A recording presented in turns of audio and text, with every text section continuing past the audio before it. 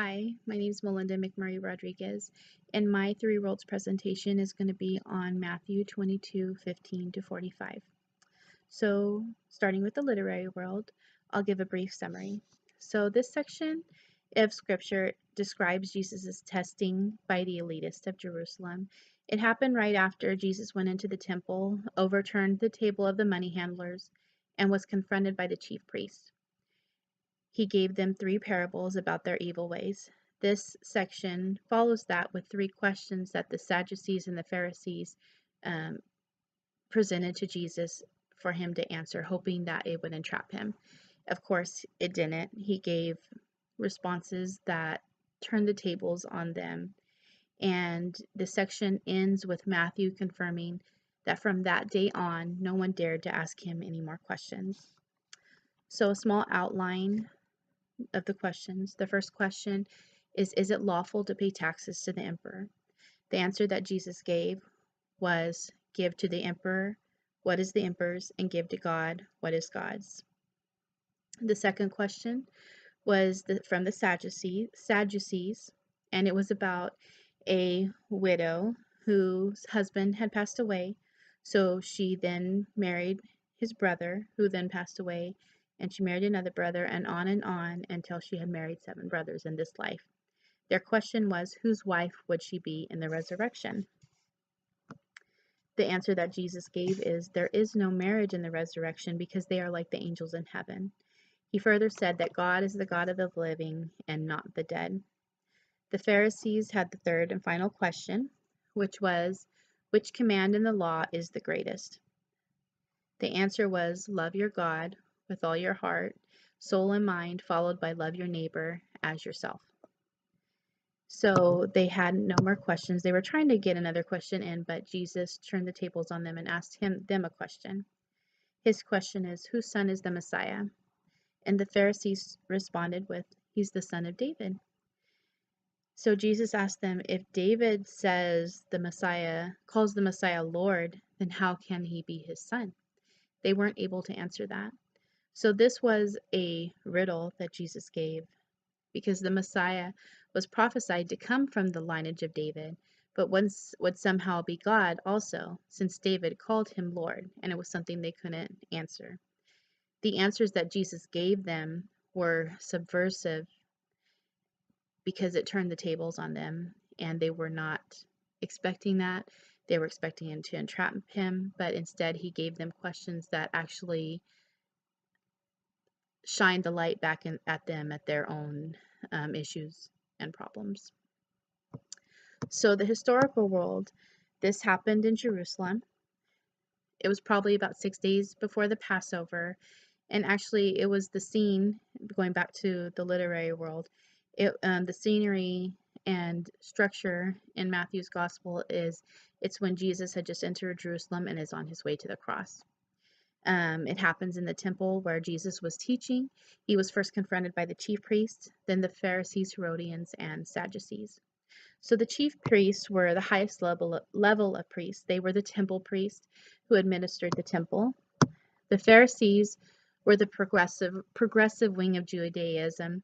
They expanded the Torah to apply to everyone in everyday life.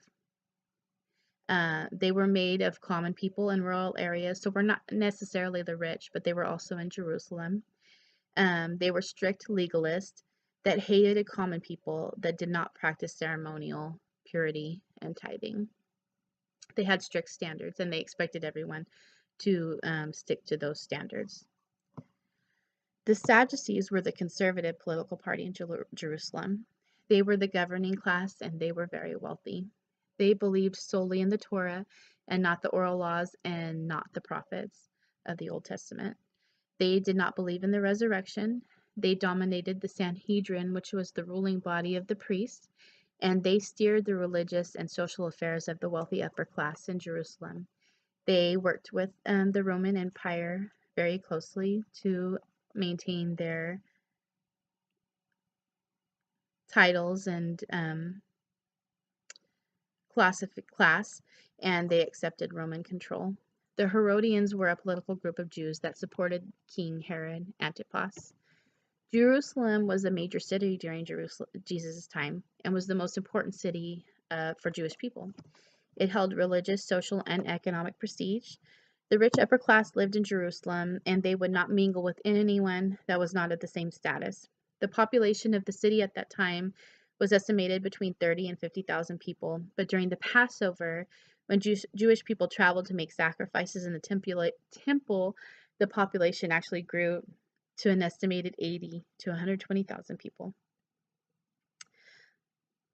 The contemporary world, the Pharisees and the Sadducees were basically political factions within Judaism at that time. So in modern times in America, they can be actually compared to Democrats and Republicans, one being a conservative side and one being the more progressive side. The high priest could actually even be compared to the Supreme Court. The high priests were made up of Pharisees and Sadducees, just like the Supreme Court is made of Democrats and Republicans today. Jerusalem was a very large social economic hub, very important to Israel and the Jewish people that experienced large numbers of travelers, so it's comparable to modern day New York in America. The population of Jerusalem, just to give you perspective, Selma, which is a small town here in the valley, has about 55,000 people, a little more than the population in Jerusalem at that time, which was a good size city for that time. During the Passover, though, the population would grow and even double. So Clovis, which has a population of 106,000 people, that shows you the difference between how many people were in that city, in that small, rather small city, or how big it grew during Passover. Finally, the confrontation that Jesus had, the questioning and testing that he underwent by the Sanhedrin, or the Sadducees, the Pharisees, and the high priest, is comparable to like a congressional hearing in our modern day and age. People are required to testify before Congress, and congressmen are able to question and grill them, and it's often based on party politics.